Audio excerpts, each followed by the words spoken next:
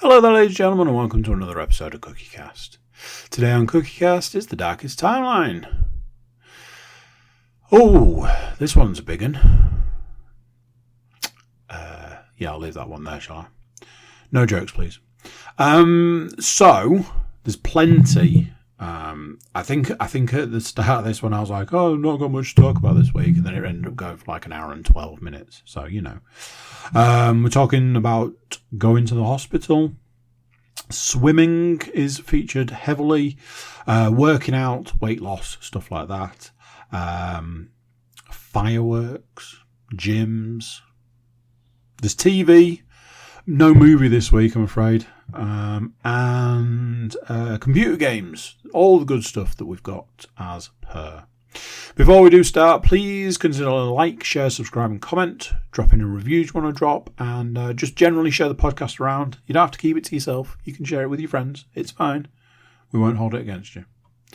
Right, let's get started. Here we go. This is CookieCast, the Darkest Timeline.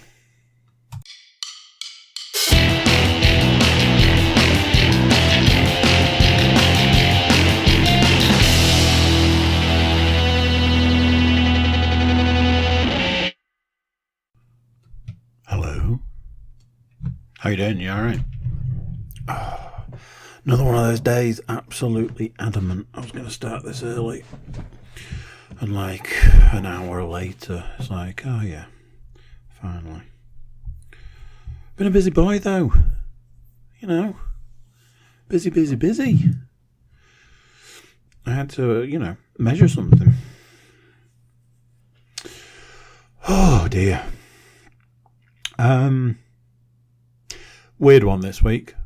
Not loads to go through, but some. So, had to go to the hospital. There you go. Not for me. And not an emergency of that degree. It was an appointment, which always great. So needed to go to the hospital. So it was a case of drop the youngest daughter off with family for a little while, and away we go off to the hospital. I had one of those random days where I'd got up early to do jobs so that we could go to the hospital on time. Get up, run. These are what are considered to be jobs in my house by literally me.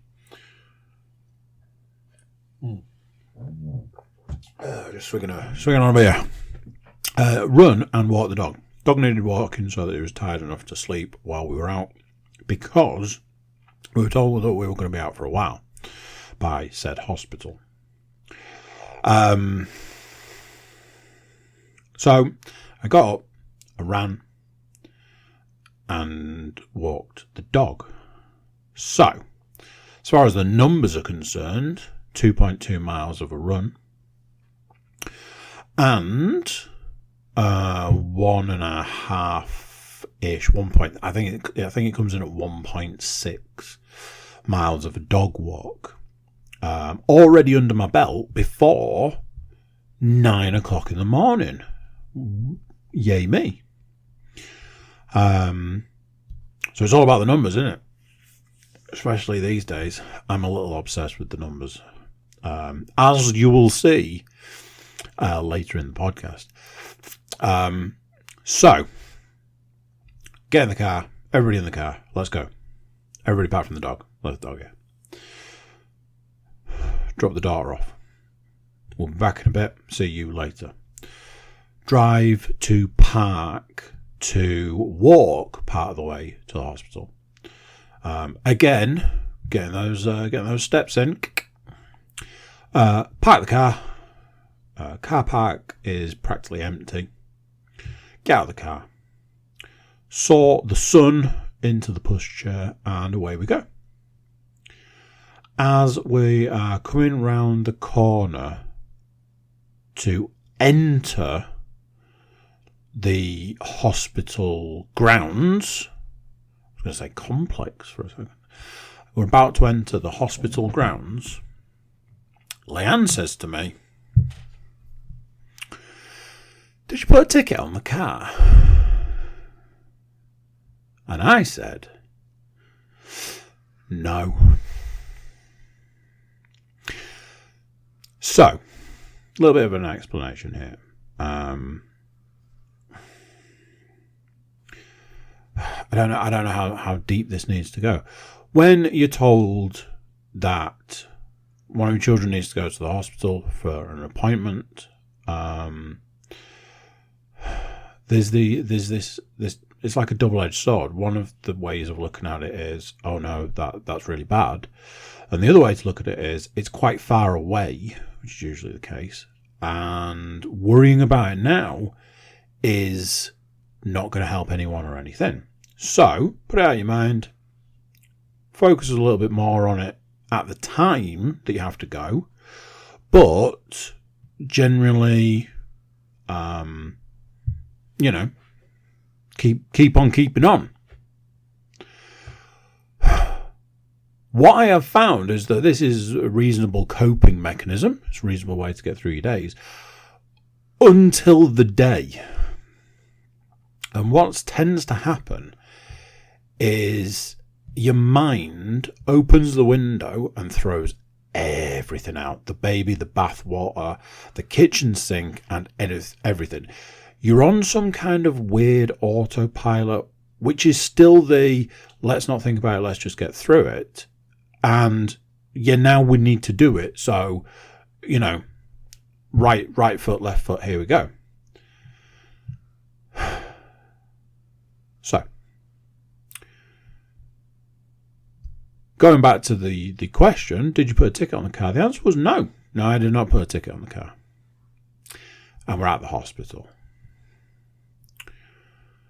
Now then, go back to the start of the story. I had run and walked the dog. I did not get changed. So I was like, look, I'll just go back to the car. Leanne's response to this was, well, you're in your running gear, so why don't you run it? I was like,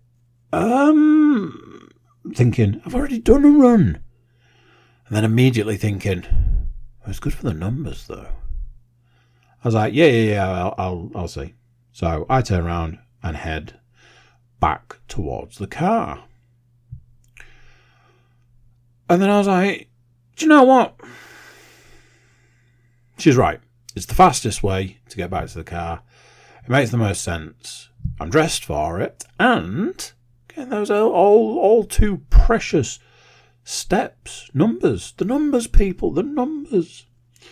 So off I go. I think it was like a mile. It's like a 15-minute walk. So I think it was like a mile. So there and back, a couple of miles.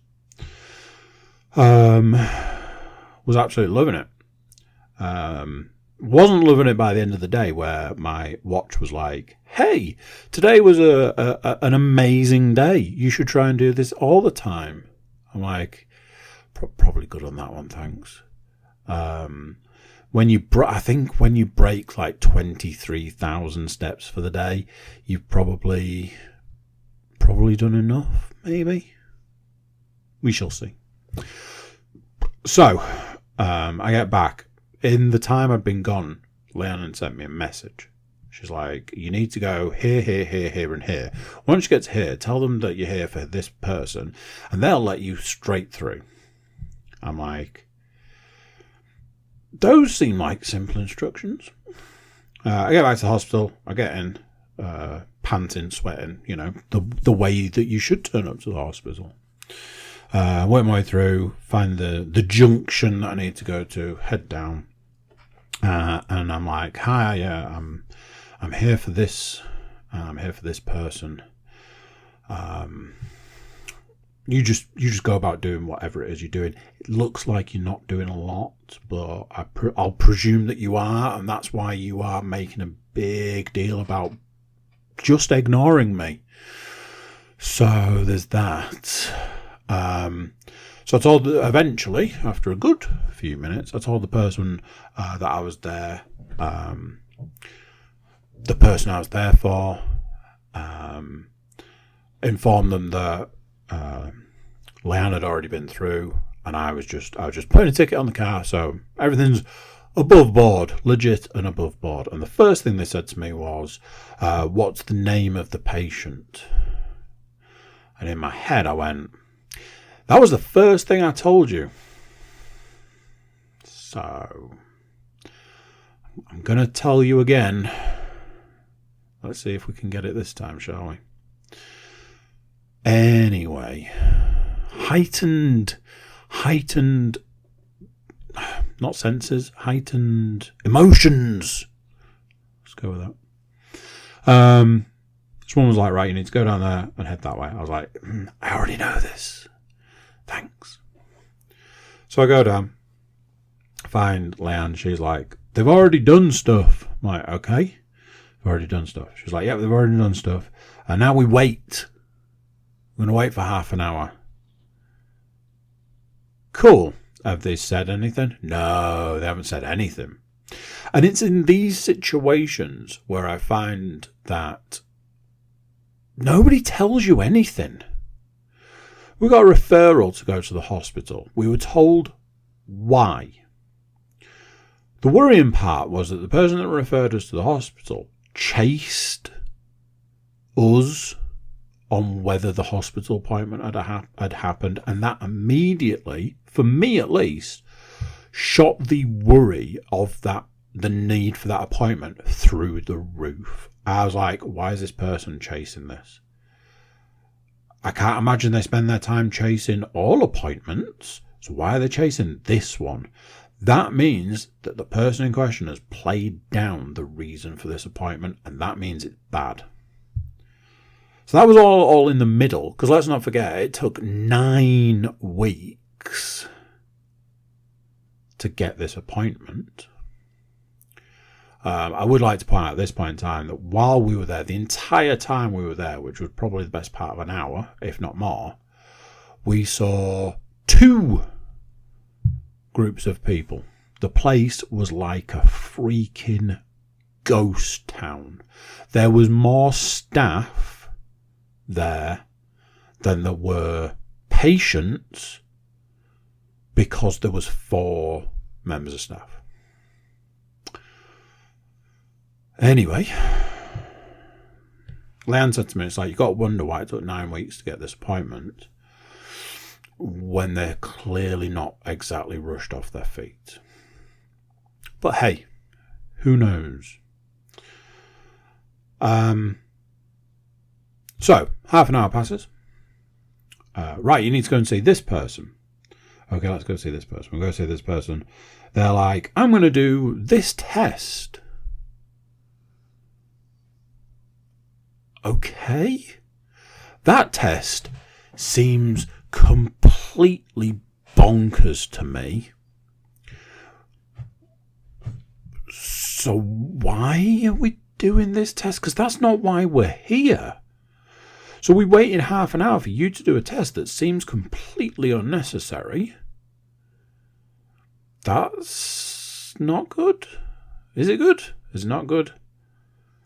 At the end of which, the person then said, I mean, everything's fine from this perspective and probably didn't need to be done. Cool. Back out into the waiting room, wait to see the man, the guy, the top dog, the guy that you're here to see. He's going to see you now in a minute. Admittedly, this one went a little bit quicker. It was just like a few minutes of waiting, and then they're like, right, you know, this man is ready for you. So we go in, we sit down, and the guy's like, right, I'm just going to go and get a piece of equipment that I need to do this. And all I could think was, yeah, no other time to do that. No, Cool. Anyway. I refer back to because like everything in life, it sounds like I'm moaning about it, and if I'm honest, I'm not, and we'll get to why. But anyway, so the guy, the main man, not Lobo, he does the thing, and he just goes, "Yeah, everything's fine." And here's the thing. As a parent, you've got that wave of relief that washes over you when in that situation somebody says, actually, everything's fine. Everything at this stage in life is exactly as we'd expect it to be. It's great that the person in question who referred you here was cautious, but essentially they didn't need to be because everything is fine. That's that. That is that. And I'm going to discharge you. Cool. The problem was that up till that point, that is the first point in time where anybody told us anything. Nobody told us what they were looking for. Nobody told us what they were doing. There was very minimal information given. Some of the things, some of the tests that were done, those tests made no sense for the reason we were there. And what started as you need to go to the hospital, which then turned into, we're now going to chase you. So you need to go to the hospital is already bad. Then you get chased on it. It gets worse. Then you get there and they do a thing, but they don't tell you why or what for. It gets worse. Then you go in for a test where, honestly, you're just like, why the hell are we sat in this room right now? This doesn't make any sense. Is this a lot worse than we even thought at this point in time? And they don't tell you anything.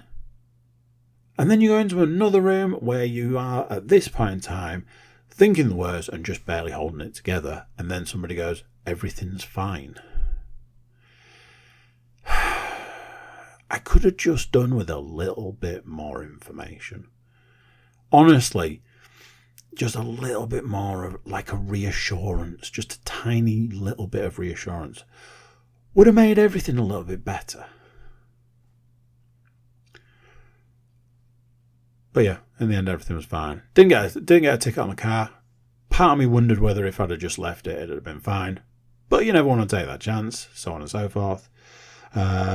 Obviously, I got a run in the process, and also walked there and back. So this is where the 23,000 plus steps came from.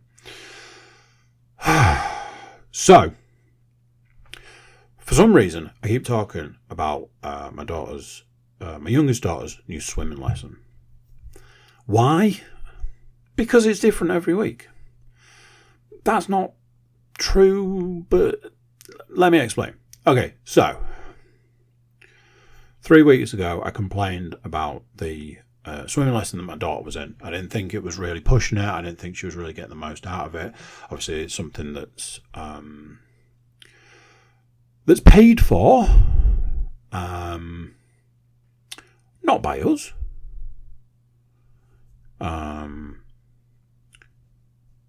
But it's paid for. So, you know. Literally, if you go back 3 weeks ago, I'm then like, well, this is interesting because she gets told that she needs to go into a different swimming lesson. And it's a swimming lesson where parents are no longer required to join. 2 weeks ago, new swimming lesson, we all go. Here you go. And I just sort of like sent her on her merry way. And off she went to do a swimming lesson. Boom, no problem, everyone's happy. I walk into the cafe. She won't appreciate me telling you this, but I walk into the cafe to find Leanne absolutely bawling, like crying uncontrollably. I'm like, the flipping heck is going on here? What's wrong with you? Oh, she's too little for this. What if she can't do it? But she's on her own. There's no one there with her. Like everything you can think of. I was like, sort it out. Come on. it's a natural progression. She doesn't need us anymore. She's going into big swimming. Like we said her, well, she's going to big swimming. I found out at the weekend, again, something I'll come to, found out at the weekend that my daughter doesn't really understand the concept of why she's got into a different swimming lesson. I'll get to that in a bit though. So, after a while, I'm like, you really do need to sort of compose yourself, because it's fine. We're here, we're watching her. There's like loads of people in the pool to teach her. Everything's fine. It's okay. You don't need to worry. And that was that. That was the end of it. And I went and got her from the pool. And I got her dressed. And we left. I bought her a little thing from a vending machine as a well done you. And that was that. That was the end of it. Nothing more needs to be said. So why, I hear you ask, are we talking about it again? We're going to talk about the stuff that I didn't tell Leanne. Genuinely, that first week, I was like, this is a good thing. She's gone out to big girl swimming. It's all good. This is the way it should be. She's gone big girl swimming. That is my role as a parent in a two-parent system. When one parent is falling apart, the other parent says everything's fine. That's the job. When that parent isn't there, for example, let's say, I don't know, last week where there was a situation where torrential rain, Leanne would have walked. She didn't want to walk in the torrential rain with the baby. So she said, we're going to stay here. You guys go to swimming. It's only half an hour. See you in a bit. Okay, no problem. We went, got changed ready for swimming. I was like, there you go. You go and get in the pool. I'll come back for you in half an hour. I'm like, hey, great opportunity to go and get a coffee, have a sit down. No problem. So I went and ordered a coffee, and I'm stood in the coffee bit, which has got a window through to the swimming pool. And I'm looking, and I'm like, oh no. Oh dear. She's too small for this swim. So I, a week late and $1 short, apparently had the same exact reaction that Leanne had the week before, a week later. And I'm like, oh no, they've left her behind. She's on her own. She's too small to be in there like that. Do they know that she's by the side? Are they aware that she's there? Do they know she might not be able to do that? Is somebody watching? Oh, but there's so many children and she's just a little one. The whole while waiting for them to make me a coffee. And then the woman was like, there's your coffee. And I went, thank you very much. That's very nice of you. Thank you. What made it worse was it's a swimming lesson. So every single person who has a child in a swimming lesson, of which there's probably bordering on in the region of hundreds, because they're using like an entire swimming pool, and there's multiple different lessons at multiple different times. Like one's like, at the o'clock, and then one's like 10 minutes later in a different area of the pool. And all this non-stop swimming lesson. Everybody's there. Parents, siblings, grandparents. I imagine if they allowed dogs in, there would be dogs there. There is like everybody's there.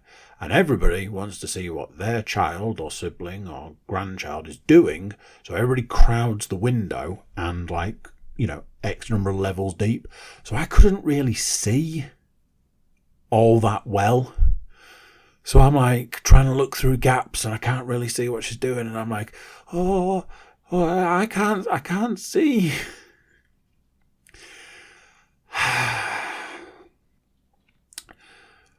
But Never fear, ladies and gentlemen. I can always find a way to turn a situation like this into a situation, a slightly different situation. At one point, I was sat at a table on my own. One of the few tables that wasn't occupied. But there was at least another table that was free.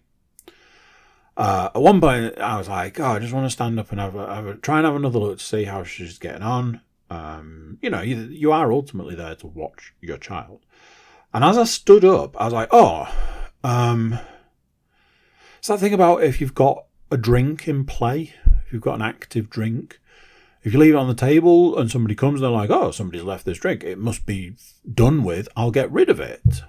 And then you've lost your drink. So I was like, I'll pick my drink up and I'll have a little sip while I'm looking through the glass. So I looked through the glass and I turned back to sit back at the table, where I found somebody had decided that I was no longer using that table and just sat down. I was like, oh. And out loud I went, I guess I'm not sitting there anymore. And just steadily wandered off to go and get the child from the changing room.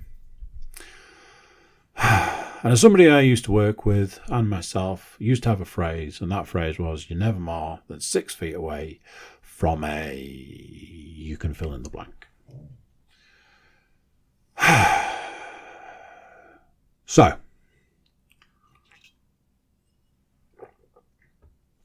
all sorts of weird shit going on in the workout world. I don't mean like, the general workout world. I mean in my workout world. Bit of going backwards. I was doing like an update with this is how much weight I've lost, this is what is happening with weight. It was really shit. I wasn't enjoying it. I said today that I think there was a point where over a month there was only 1 week where I could say I'd actually lost like actual weight.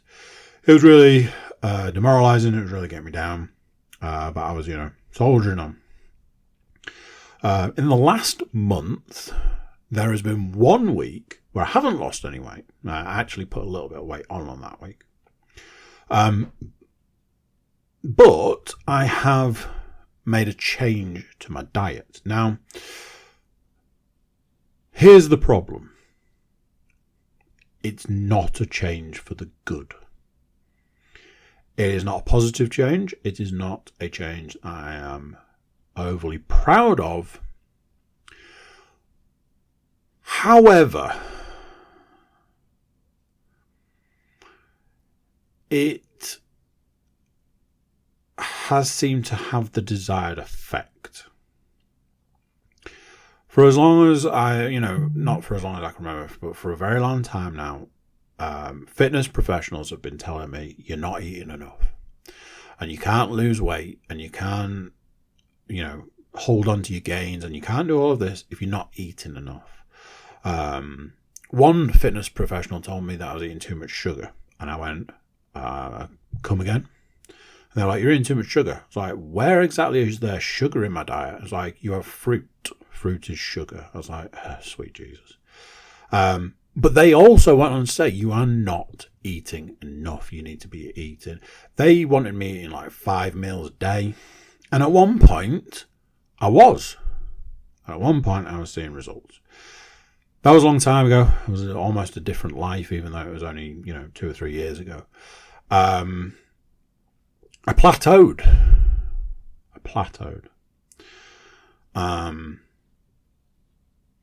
So, not wanting to go into too much details because, like I say, I'm not super proud of it. I am taking on more calories each week. And touch wood, at the moment, the way things are going, it is having the desired effect. I am week on week, barring one of recent times, week on week I am losing weight. I am starting to get down to some interesting kind of areas, numbers, whatever. But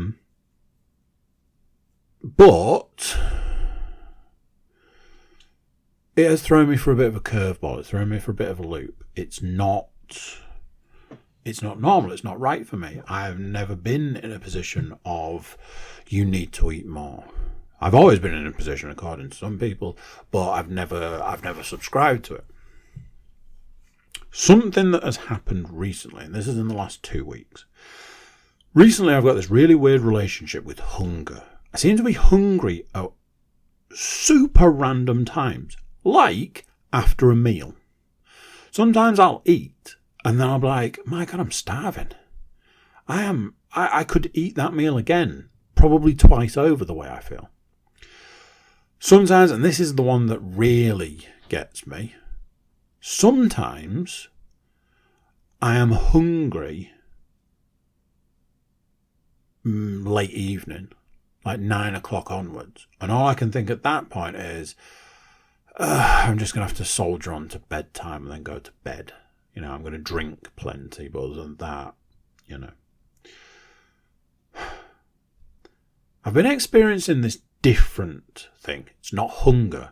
To me, hunger is your belly rumbles and you need to put food in it. That's hunger. And I don't feel it the way that I think I should. To me, hunger is something that you feel first thing in the morning when you've got up and you're doing stuff before you have your breakfast. Hunger to me is when you get to 12, 1, 2, your belly rumbles, your tummy rumbles, and you need to eat something because it's lunchtime. And again, between 5, 6 and 7 o'clock in the evening, your stomach rumbles because you need to eat dinner, tea, whatever you want to call it. That's hunger to me. And recently, and for quite some time, quite a long time at this point, I don't experience that. Good in one way. You're not going, oh my God, it's 8, 9, 10 o'clock in the morning, I should eat some breakfast. Bad, because if it's 8, 9, 10 in the morning, you should eat some breakfast.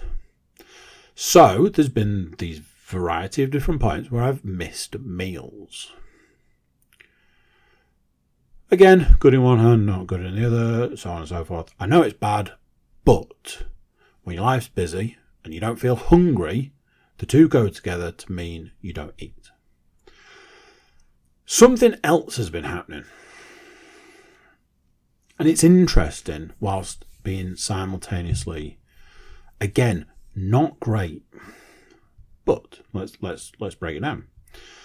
Recently, I've been experiencing this thing, which I'm referring to as the urge.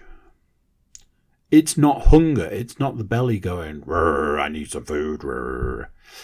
It's the back of the brain going, hey, you want to get in the gym?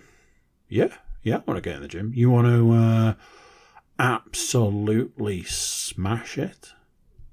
Yeah, I could go for some of that. What about that treadmill? You thinking of getting on that treadmill? Yeah, probably. You want to go the distance? You want to go fast? You want to go long? You want to go, you want to get after it? Yeah, I could do that. Do you want to do both? Sure. Okay, here's what I'm going to need from you.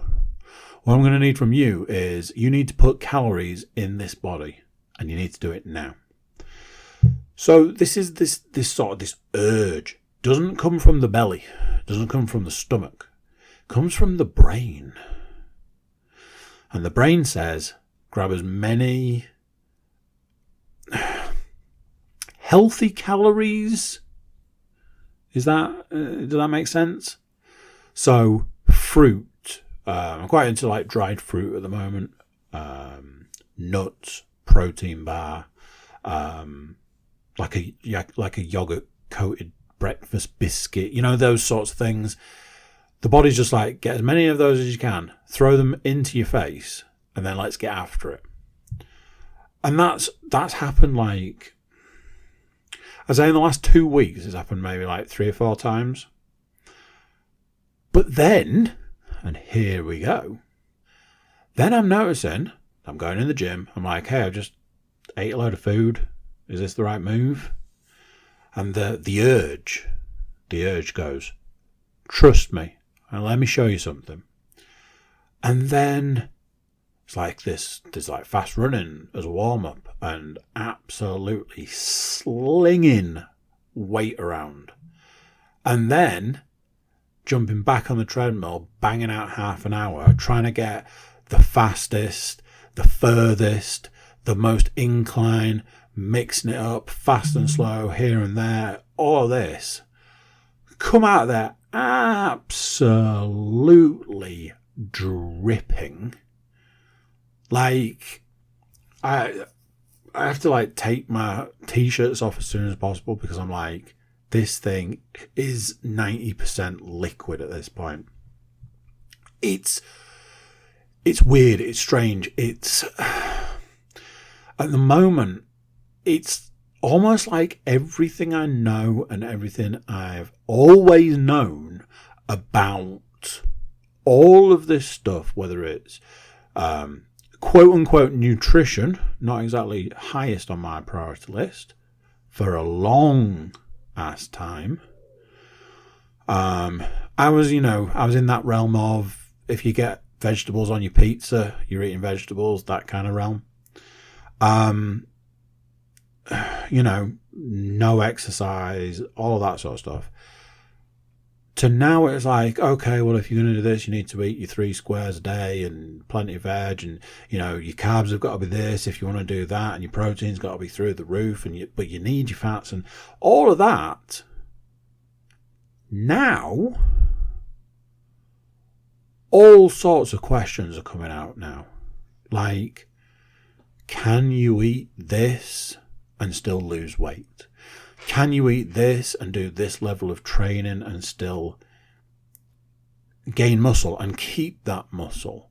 Can you eat at this point in time and then go and work out? Do you have to wait this much time? Should you be eating, nothing but protein? Should you be adding carbs into that? It's like every day feels like a new question.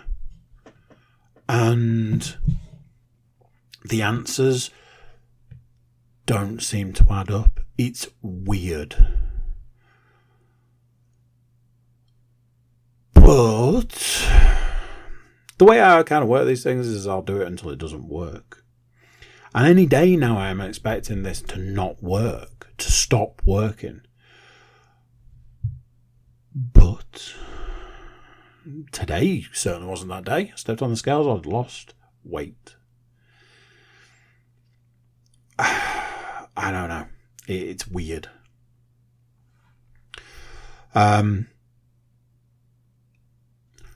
Something that has been a little challenging in the working out area. My youngest daughter's not. This will sound weird, but my youngest daughter's not always at home. She is out on weekdays. She's out 3 of 5 weekdays, all day. On the 2 days that she's at home, she's got activities, so she's not even at home on those days. So Monday, whatever days, she's not here. Which for a long time, and I mean a long time, it took a really long time to get used to. Obviously, other days she is here. She started something recently, and I feel it is a test for me as a parent. And that thing is, she started coming in the gym when I work out.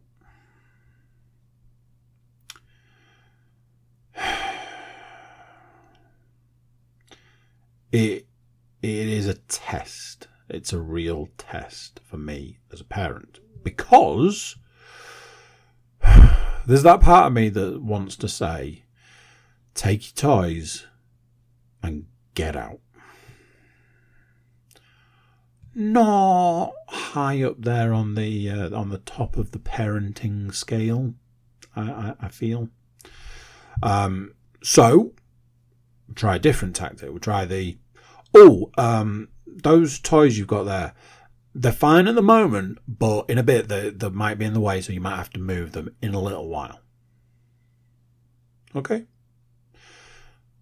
I've said it for a long, long time, I've said it for years, and this is what is in every single thing in life. There are at least two ways to say things. One is, what the flipping flipper you doing, mother flipper? Sort your flipping flip out. And the other is, excuse me, could you just not? So, that's the first challenge. The first challenge is, I don't want to be stepping on all these toys while I'm trying to sling these weights. So once you get past that, I think working out is quite a solitary thing for good and bad reasons. Ultimately, you're the only person that can do it. You're the only one that can go in the gym, go to the gym, get on the treadmill, lace up the running shoes, go out the door. Whatever your thing is, whatever your way of working out, your way of getting your exercise, whatever that is, ultimately it's you against it. And that's a very solitary thing. I like to listen to podcasts. I like to listen to music. I like to listen to... Recently, I've started listening to books. It's not going great. The book thing is not... It's not working for me. Whole different conversation. It's a super solitary thing. It's you against it.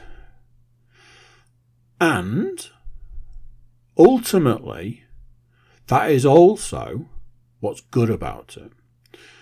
There's a lot of great benefits to working out from a mental health perspective. It's time alone with your thoughts. It's you against yourself. It's you against your demons. You're crushing it. You're succeeding. You're failing. It's everything that you could possibly want for a mental health type thing.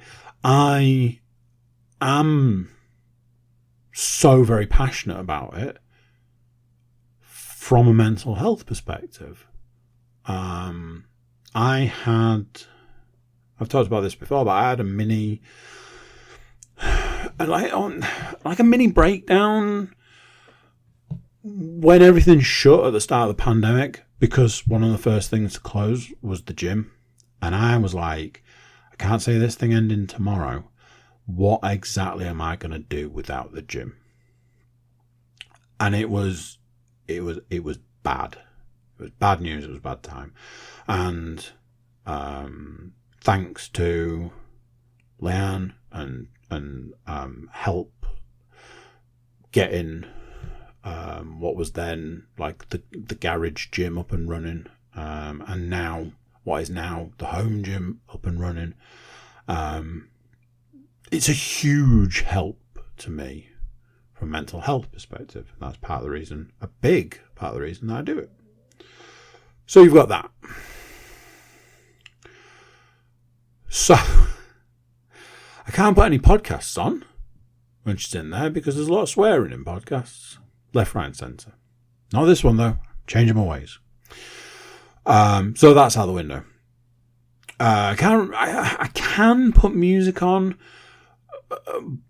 but music's a little bit the same in some ways, and other ways I'm not as bothered from like a music perspective.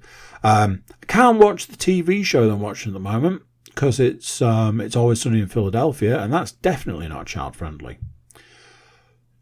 So what we end up with is a situation where I have to work out, and the only sounds are me working out and my daughter talking literally non-stop and saying, "Daddy, look at me."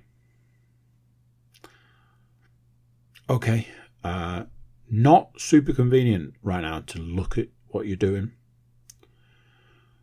So there's that.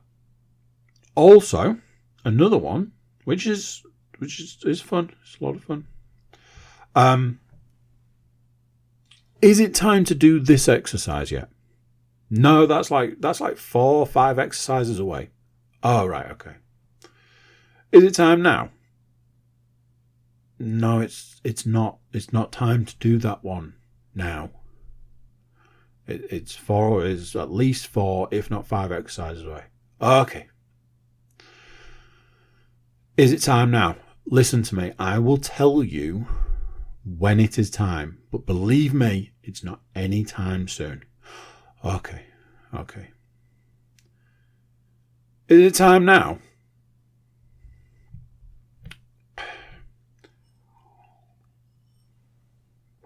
You know, I was saying about how working out, for your mental health. This is literally the opposite of that. And recently, I've faced a series of tests. As a parent, I've faced a series of tests. I'm not afraid. I am afraid, but I'm not too afraid to hold my hands up and say I have failed miserably. I reached a point where I was like, I don't think I am doing a good job. Which, is always great. And then there was a point where I was like, I need to do better. And I tried and I failed. And I tried and I failed. And I tried and I failed. And then more recently, I feel like I'm starting to get a bit of a better footing. So it's been a bit of a blip. But this, I feel, is like some kind of test. So I know for a fact that tomorrow, probably going to have to deal with it tomorrow. Probably going to have to face it tomorrow. And I know some people are probably thinking, oh, but it sounds nice. She wants to come and she wants to be there and she wants to, see what you're doing and be a part of that. And that's the bit I focus on. That's the bit I look at and I'm like, it's great that she wants to be here. It's great that she wants to see it. Probably to her, I'm just off in another room doing, me stuff. So there's that. And that, that is good. That is great. But when you get told off for crushing baby with a dumbbell, because let's face it, baby was in the way and that dumbbell was heavy. So that's a great little. Not to date this podcast, but Saturday just gone was bonfire night. We were not going to do bonfire night on Saturday. We're going to do it on Friday. Reason being, because, yet again, the youngest daughter was like, can we get some fireworks this year? And I did my usual. I went, I've never done fireworks as a parent, as an adult, or any of those things. And if I'm honest, being someone who was once hit with a firework, it's not super high on my list of to-dos. However, as a parent, I am very much in the camp of, if that's what you want to do, I will make it happen. My stuff isn't important. If you want to do some fireworks, we'll do some fireworks. And she asked a few times. So I was like, okay, let's do it. I'm down with that. So I paid the money and I bought some fireworks.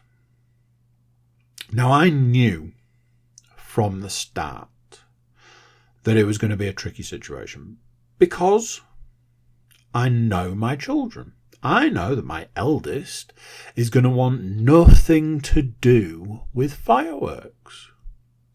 Cracking start. I know that my middle daughter is going to be more interested in fireworks. My youngest daughter asked for fireworks more than once, more than twice, more than 3 times. And the youngest of all of my children doesn't really get a say in things like this because he can't speak. So there we go. That is the cross section of my children when it comes to something like fireworks. Was that going to be? Was that going to be the be-all and the end-all of the fireworks situation? Was it buggery? So, listen very carefully, children. Here's the do's and the don'ts. The do's and the don'ts go like this. Don't ever return to a firework after it's been lit. We all know, what to not do. I will light the fireworks. You don't come anywhere near it. You don't pass this line. Things might need to go in a bucket. If you've got a sparkler, that'll go in a bucket. All of the rules, the do's and the don'ts. I will light them. You guys stay here. You just watch. So not only was my eldest not impressed, weirdly, she was slightly more impressed than I thought she was going to be. But then once we got into the doing of the fireworks, she needed to know what every single one of the fireworks was going to do. And as I had absolutely zero knowledge of what any of the fireworks were going to do, I had to make a best guess. On the ones that I got them right, big thumbs up. This says it's a fountain. It's going to go. This one says it's a shot, so it's going to go, and so on and so forth. Now then, big tick in the plus column. I got what was referred to as medium fireworks. What it turned out to mean was that medium fireworks are not quite your big explosions, your big bangs, your multiple things shooting up in the air. They're like little fireworks, which was great. Honestly, big tick in a big box there, because in hindsight, that's exactly what we needed. So that was that. I had to go through and make a best guess on every single one of the fireworks, what they were going to do. I had no idea. Like I said, a fountain's a fountain. Kind of know what it's going to do. But a shot, is that going to fire a rocket out? There was no rocket visible, so how was it going to shoot? In case you're wondering, the shot ones were the ones that were a problem. One of the fountains was a problem. And I saved the biggest for last. It was this big repeater. And I said to my eldest daughter, you're going to want to go inside for this one, because I've never seen it before. I don't know what it's going to do, but I can guess. As it was the right move. Other than, it was the biggest, it was the last, and it was hands down the best one. Wish I'd have got it on video. It was really cool. My middle daughter. My middle daughter is an enigma. The easiest way I can describe my middle daughter and fireworks is this. Two things will explain pretty much everything you need to know. The first is, if you're looking for a child who, after being given every single warning under the sun about do's and don'ts of fireworks, is found when you turn round from lighting a sparkler to be waving a sparkler over the top of a box of fireworks. So there's that. Okay, you need to go and stand over there, away from the box of fireworks, with the sparkler. Thank you. Secondly, she also managed to spin round and hit one of her sisters with a sparkler. I will point out, she hit her on the coat, and not with the lit bit, and it was very quick. But yes, pretty much as I'd expect. The youngest, the one that said, "Daddy, can we get some fireworks?" The one that started it all, that made this happen. You know what I'm going to say. Yeah, I didn't even manage to get the first one off before she was cowering in the kitchen, crying, saying that she didn't want to join in. She barely came out for sparklers. I had 10 sparklers between what was essentially 3 children. And I think she had one which a third of the way before the end decided that she was done and wanted to put it in the bucket. As it was, nobody died. Was there a heightened chance of people dying? Yes. Saving grace is that the dog, of all of the things that the dog does and doesn't do, the dog is not bothered in the slightest by fireworks. He was up at the window trying to watch because he's a lunatic. Nut job. As it is at this point in time of the year, it is, as you can tell, it's November. You know, bonfire night and all that. Something that has become a bit more of a thing is it's raining a lot. And with what I'm about to say, that probably makes a lot of sense, but still, I don't know if the rain is just completely sapping all motivation out of me. There was a morning the other morning. I got up and I was getting ready to start the day, which is more often than not getting dressed in running/workout gear to get ready to go running, walk the dog, take a child somewhere, you know, those kinds of things. And as I stood up to walk out to the bathroom, I went, "What?" And I could see out the window it was absolutely tanking it down. And I was just like, I don't want to do this.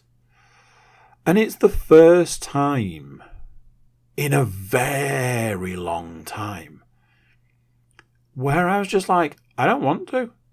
I don't want to put my running stuff on. I don't want to go out the door. I don't want to get wet yet again. I don't have to run in it. I don't have to walk the dog in it, because walking the dog in it brings a whole other host of issues. I don't want to have to take a child to a place to do a thing when it's raining. I just don't want to do this. Since then, since that first, oh my word, I don't want to, there's been a hell of a lot more I don't want to's. And it's not great. It feels like it's a chore. It feels like you're just like, I can't be bothered. Can't be bothered to do this. Can't be bothered to do that. Can't be bothered to do the other. And when you've got a full day of it ahead of you, it's quite difficult to kind of get on with it when the first thought of the day is, I don't want to. And obviously, you know, you eventually get around to putting the running gear on and lacing up the shoes, and you get out the door and you get wet. My running shoes haven't been dry in weeks. I saw on a video the other day, some guy had a shoe drying machine, and I looked it up earlier, and Amazon have got one. It looked exactly the same, and it was reasonably priced. And I'm like, I think I'm going to have to buy a shoe drying machine. Is that weird? Is that a weird purchase? It's probably better than some of my other purchases, that's for sure. A couple of things to round out the week, because they were yesterday. I've spoken about this before. I'm obsessed by the numbers. This is brings us full circle back to the beginning of the podcast. I'm absolutely obsessed with the numbers. The numbers are the steps. The numbers are the move goals, the exercise goals, the stand goals. All you Apple Watch people will understand. Everybody else might have an idea. Even if you've got a Fitbit, ultimately you need to get them 10,000 steps in. I am obsessed to the point that sometimes I think it was a really bad idea getting the watch. Other times I'm like, hey, I'm always getting fit. That's one way of looking at it. Sunday is the ultimate rest day. No running, no working out. The only thing I do is to take the dog for a really long walk. Something weird has happened recently. So it used to be an 8,000 to 9,000 step walk. It would tick off half of my goals for the day. It was usually done before 10 o'clock in the morning, giving you the rest of the day to try and get through a load of, moving around and being active. So that ultimately, at the end of the day, you don't have to get on the treadmill because it's a rest day. But as we know, it never works. You do the walk, which recently has dropped in steps. No idea how. It's also quicker. It used to take me an hour. I did it on Sunday in 40 minutes. But I blame the dog. He just drags me along. But the new goal, my newest goal is I don't want to have to get on the treadmill on a Sunday. However, that's it's like 1,750 move calories or whatever that red one is. It's a lot, and it's hard to do when the dog walk that used to be a long dog walk, that doesn't seem to be a long dog walk anymore, isn't cutting the mustard.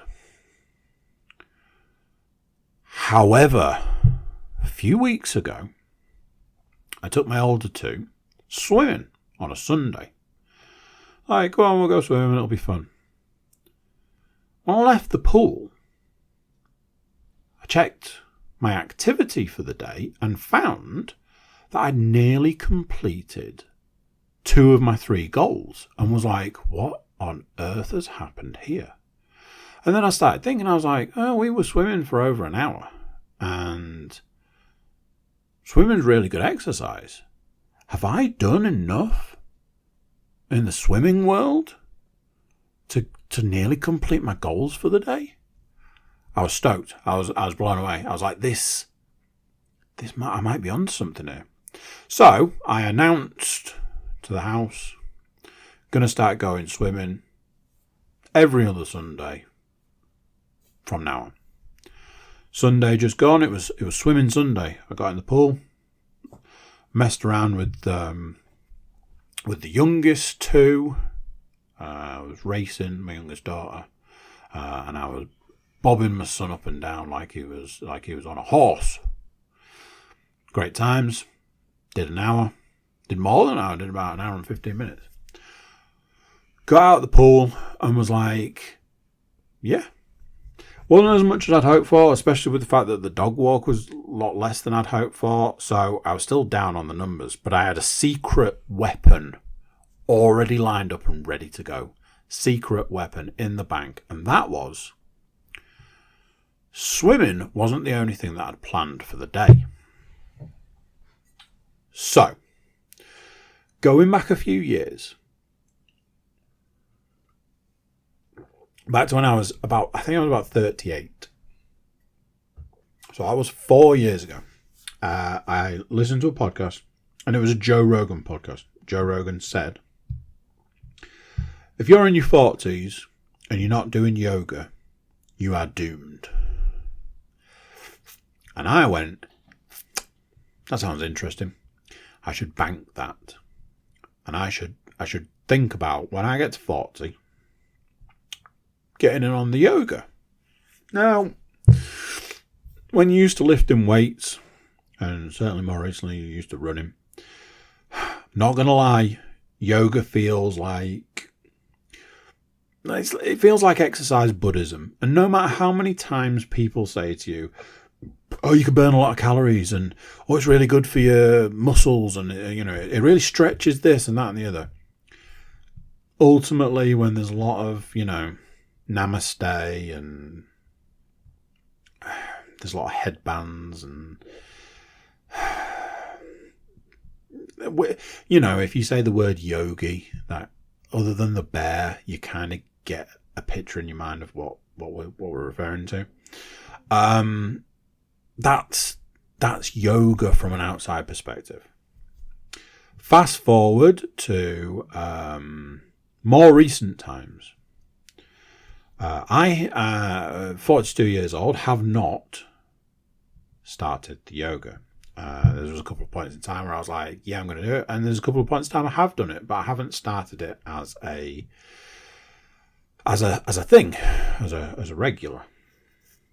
However, through reading the Goggins book, re-listening to the Joe Rogan podcast where he had David Goggins on, and the talk and the conversation about stretching, the importance to do it when you get older, what it can do for your running, all of this sort of stuff. I went, do you know something?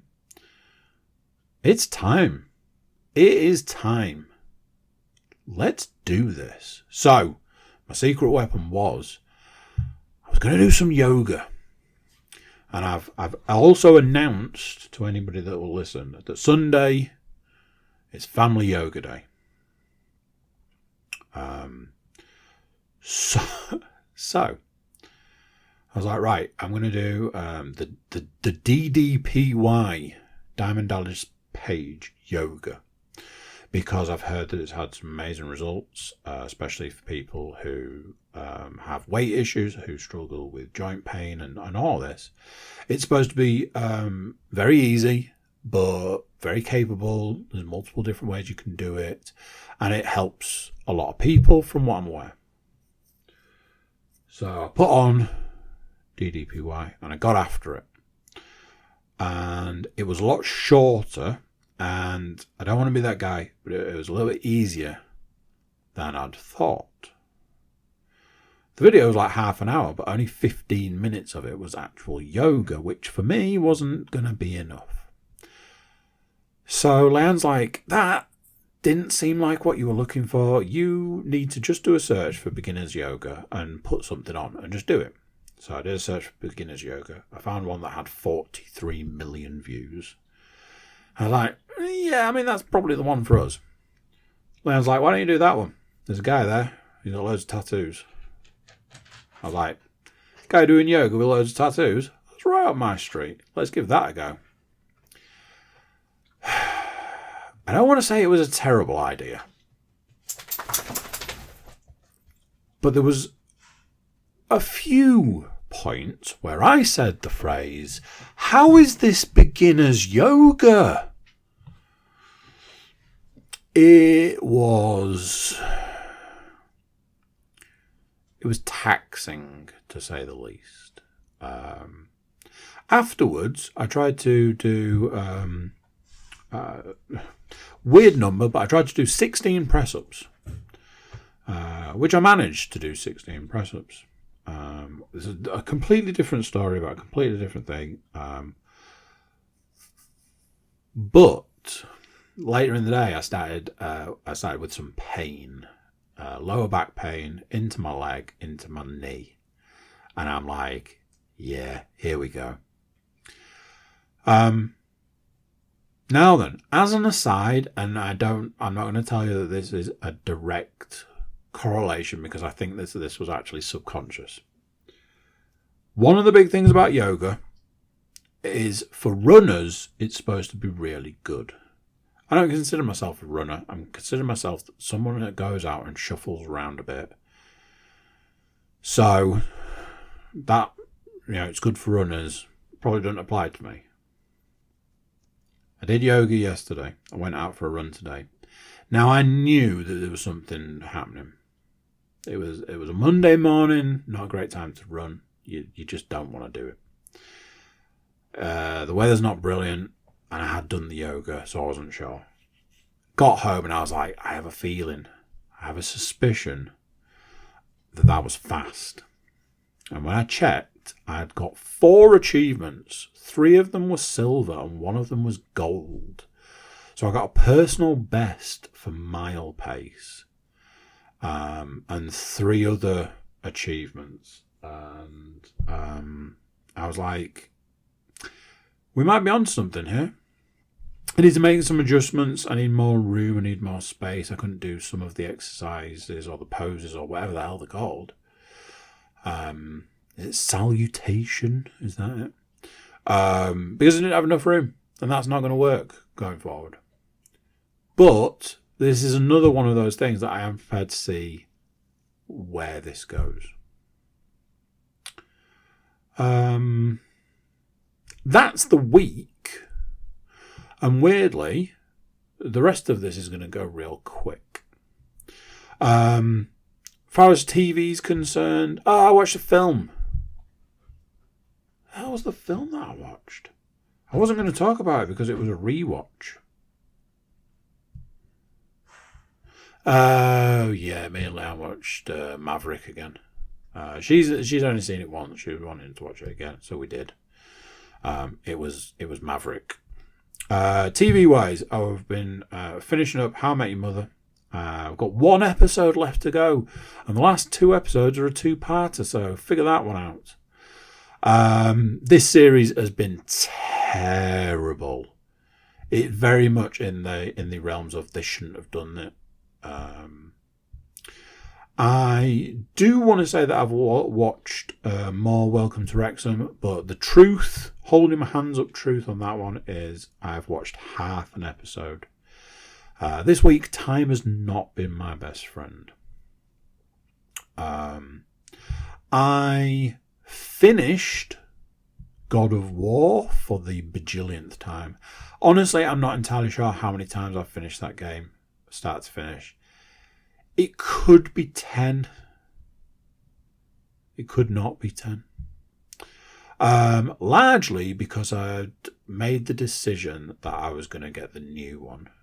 Normally, I would consider waiting for it for Christmas. However, I was just like, I just need to do it, and I looked at how cheap I could get it, and I found the cheapest place to get it. Then they were offering like 15% off if you pre-ordered it, which I was going to because it's not out, and it's a place where through work I can buy vouchers, which I did, and got even more money off it. So it brought it down. I think I ended up getting about 16 quid off it, which, you know, one hand, it was horrifically expensive. On the other, it was still horrifically expensive, but not as expensive. That gets released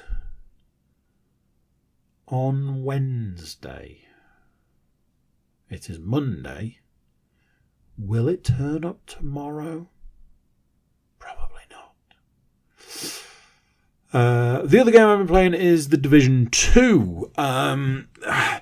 It's one of those things, in a lot of ways, I've probably finished, quote unquote, finished it. A game like that, I don't think you properly really finish.